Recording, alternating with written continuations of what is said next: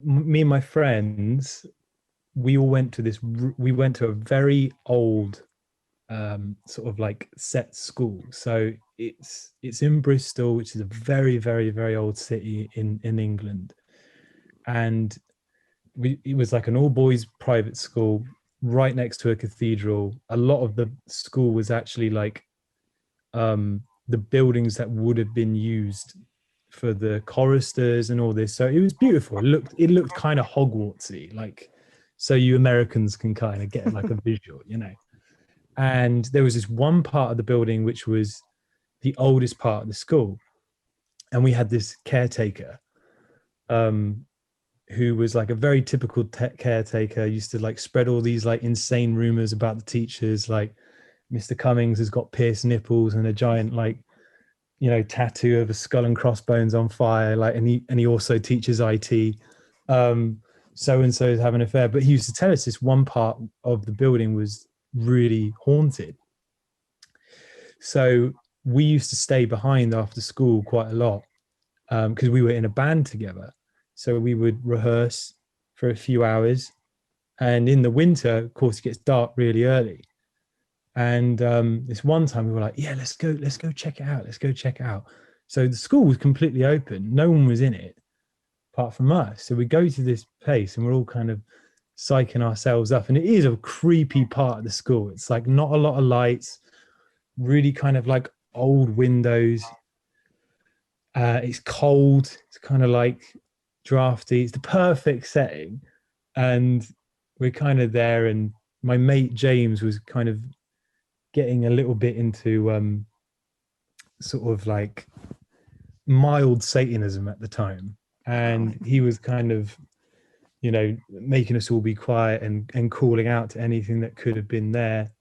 And nothing happened. And then I was kind of like laughing, like, oh, yeah, this is bullshit. And I went up to the wall and went boom, boom, boom, like that. And then immediately, boom, boom, boom, like happened, like out of nowhere. We all was just like, fuck. And we just ran. We ran down the stairs and like straight into like the street where like people were, because it genuinely freaked us out. Like that, and it's completely, still to this day, I can't explain exactly what happened. I know what we heard and what we didn't see, but very strange. Is it possible that somebody else was there that you weren't aware No, of? no, Definitely not. no. Like you had, so where we went was the top floor. So there was like 3 floors. So as you enter this part, it's a completely separate building. So you walk past and you go up the flight of stairs, and there's only like a classroom on one floor per floor.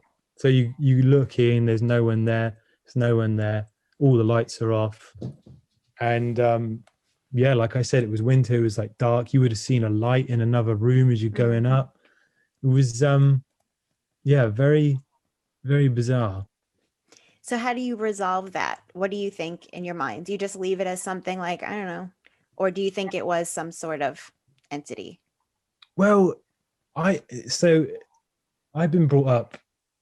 My parents are both Christians, and I, from a very young age, I've sort of had my mind open to there is a lot more than what we can physically see, and it's still to this day what exactly that is. I don't think anyone will really know until we pass on. That's the beauty of death. No one really knows what's going to happen to you till it happens. But I think that sort of like seeing things that I've seen from a young age and hearing things, there's definitely something like at work.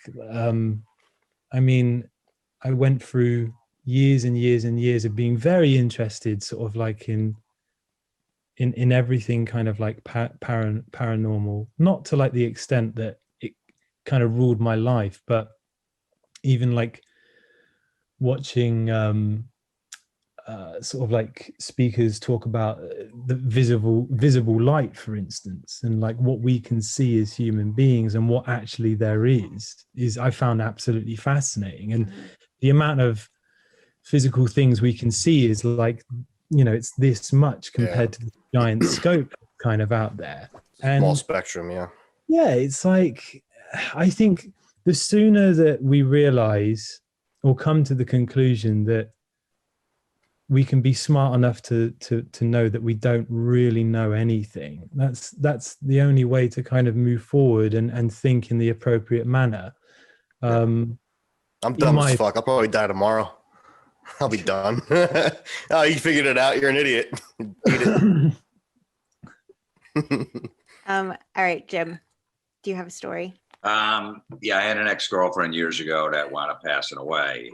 And we used to always go see Kid Rock. Like every summer he would come around and play this outdoor venue, near my house. So we'd always just go. We'd make sure we go every year.